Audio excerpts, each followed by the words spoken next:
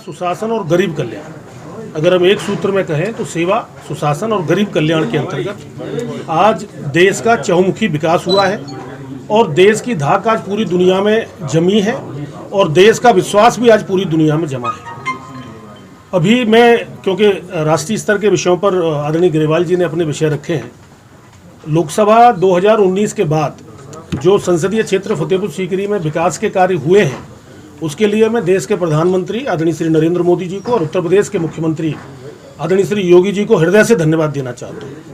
आगरा जनपद के अंदर एक जो सबसे बड़ी समस्या थी, आप भी जानते हैं, पिछले 500-600 वर्षों से जो पेयजल को लेकर एक गंभीर समस्या बनी हुई थी, जिसके निराकरण के लिए निरंतर हमारी सरकार ने काम करने का काम किया।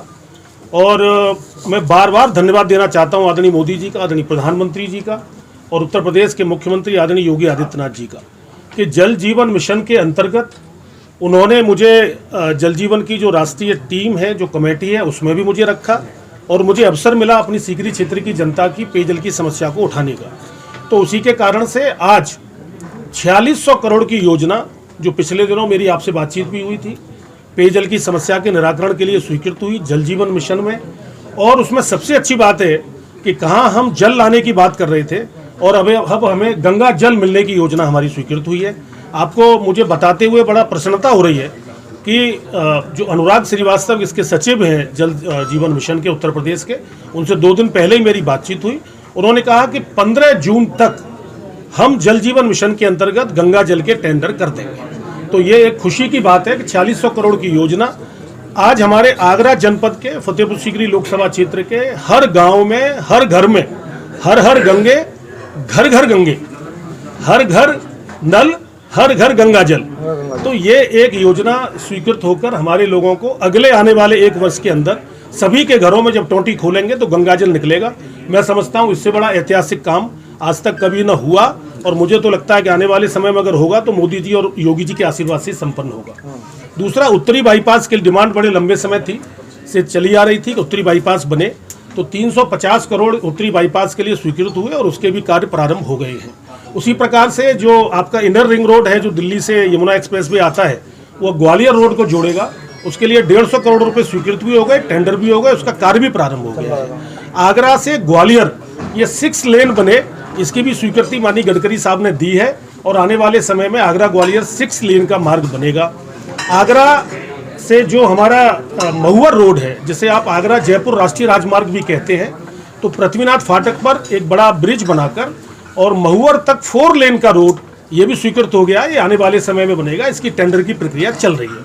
वहीं पर जो दक्षिणी बाईपास है, जो दक्षिणी बाईपास आप देख रहे हैं कि पिछले दिनों बहुत खराब स्थिति में आ गया था, तो आदरणीय गडकरी जी से हमने निवेदन किया था, तो 125 करोड़ रुपए गडकरी जी ने दक्षिणी बाईपास के पुनर्निर्माण के लिए स्वीकृत किए हैं। बिड भी हो गई है, टेंडर भी हो गई है, टेक्निकल बिड उसकी खुलनी है, तो वो भी जल्दी कार्य प्रारंभ हो जाएगा। तो करोड़ों करोड़ रुपए की सड़कों की योजना। इसी प्रकार से प्रधानमंत्री ग्रामीण सड़क योजना के अंतर्गत लगभग 350 करोड़ की सड़कें आगरा के हमारे फतेहपुर सीकरी लोकसभा क्षेत्र में बन रही हैं। RES और लोक निर्माण के द्वारा भी कम से कम 500 करोड़ की सड़कों का निर्माण हो रहा है और राजकीय महाविद्यालय, राजकीय इंटर कॉलेज, ITI, इस तरह के हमारे हर विधानसभा क्षेत्र में, चाहे वो खीरागढ़ हो, चाहे बाह हो, चाहे फतेहाबाद, चाहे आगरा ग्रामीण, चाहे फतेहपुर सीकरी, हमारे यहाँ आवासीय विद्यालय भी बन रहे हैं। और एक सबसे बड़ी उपलब्धि इसी में मैं जोड़ के बताना चाहता हूँ, मिनी स्टेडियम भी हमारा अकोला के अंदर बना और अभी बाह में, फतेहाबाद में और खीरागढ़ में 3 मिनी स्टेडियम और स्वीकृत हुए हैं। तो आने वाले समय में हमारे नौजवानों को खेलने के बड़े अवसर भी मिलेंगे। यही मैं आपको एक उल्लेखनीय बात और बताना चाहता हूँ, आगरा और अलीगढ़ मंडल में महिलाओं का कोई भी पॉलिटेक्निक कॉलेज गर्ल्स का नहीं था, तो 20 करोड़ की लागत से वो आगरा ग्रामीण क्षेत्र में हमने रोहता के इंटर कॉलेज के प्रबंध तंत्र को भी धन्यवाद देना चाहता हूँ। हमारे पास जमीन नहीं थी, NG रवि कुमार जब आगरा के DM थे, हम लोगों ने प्रयास करके दान में रोहता इंटर कॉलेज के लोगों से हमने करोड़ों रुपए की जमीन ली और आज रोहता पर आगरा से नजदीक भी है और पूरे लोकसभा क्षेत्र के सेंटर में भी है, महिलाओं का पॉलिटेक्निक कॉलेज गर्ल्स का बनकर तैयार हो गया है 20 करोड़ की लागत से। तो इसी प्रकार से खीरागढ़ में राजकीय विद्यालय, महाविद्यालय, ITI, बाह में राजकीय विद्यालय, इधर फतेहाबाद में भी राजकीय विद्यालय फतेहपुर सीकरी में भी ITI और राजकीय विद्यालय, तो खेल के मैदान, राजकीय विद्यालय, ITI कभी कल्पना भी नहीं होती थी।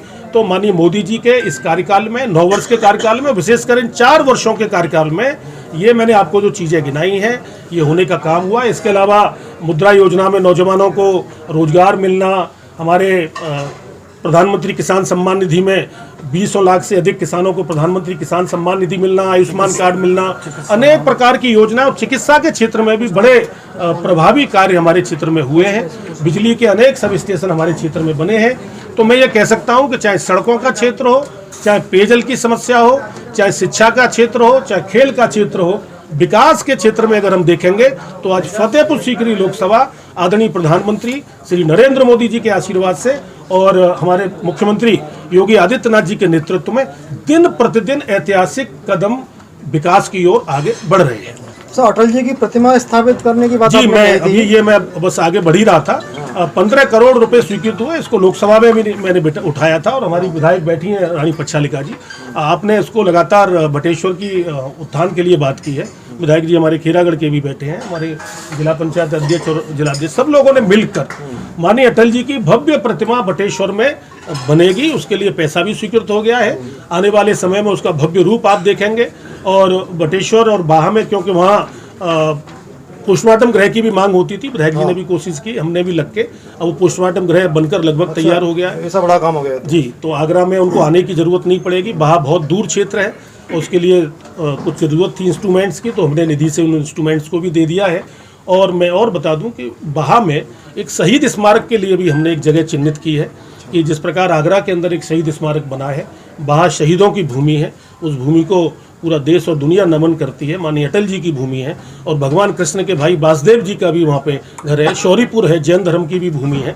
तो इस प्रकार बटेश्वर का और बाहा का भी विकास निरंतर आगे बढ़ेगा। और मैं आपको विश्वास दिलाता हूँ, आगरा ताज ट्रेपेजियम जोन और NGT के कारण जो उद्योग क्षेत्र में हमारे कमी आ गई है, आने वाला रास्ता, मैंने माननीय मुख्यमंत्री जी से निवेदन किया है, आदरणीय योगी जी से मेरी बातचीत पिछले दिनों हुई है, माननीय प्रधानमंत्री जी से भी मैंने निवेदन किया है। आप देखेंगे, ये तो मैं डेट तो नहीं बता सकता, लेकिन आज नहीं तो कल जिस प्रकार 600 वर्षों की समस्या का, पेयजल की समस्या का समाधान हुआ, इसी प्रकार से फतेहाबाद से लेकर जो हमारा TTZ में जो क्षेत्र नहीं आता है, चाहे वो जगनेर का क्षेत्र हो, चाहे हमारा बाहा और फतेहाबाद से लेकर ऊपर पिन्हाट और जैतपुर का क्षेत्र हो, आने वाले समय में देश और दुनिया के उद्योग भी हमारे आगरा जनपद में खुलेंगे, ये मैं आपको विश्वास के साथ बताता हूँ। सांसद जी, प्रतीकों की राजनीति बहुत अच्छी करती है। आपने नाम बदल दिया मुगल म्यूजियम का शिवाजी म्यूजियम, लेकिन कभी कोई प्रतिनिधि वहाँ जाकर देखा कि बीम पूरा चटकन आ रखी हुई है, सारे AC बर्बाद हो रहा है, का प्रोजेक्ट पूरी तरह से जमींदोज होने की स्थिति में। देखिए, हमारे शहर के माननीय जनप्रतिनिधि सब लोग वहाँ गए हैं। विजय शिवहरी जी